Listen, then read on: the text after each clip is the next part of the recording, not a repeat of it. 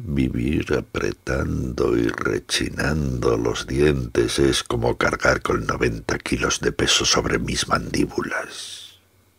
Mis dientes son pequeñas astillas, gastadas como piedras de arena, menudos y devastados. Tengo que llevar una férula dental, una brida, un bozal, un trozo de plástico que te escupiría ahora mismo como un reproche inaudito. Trituraría tus palabras como bolas de cristal, rompiendo mis dientes planos como lijas de carne. Te escupiría con los maxilares de piedra porque no tengo dientes, pero sí veneno y calcio.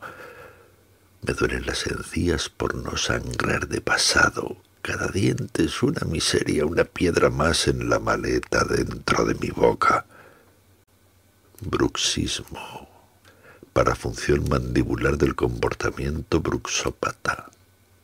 El recuerdo y el asco de tus dientes perfectos. Mi forma de sacarle los dientes al mundo, así como un potaje cálcico.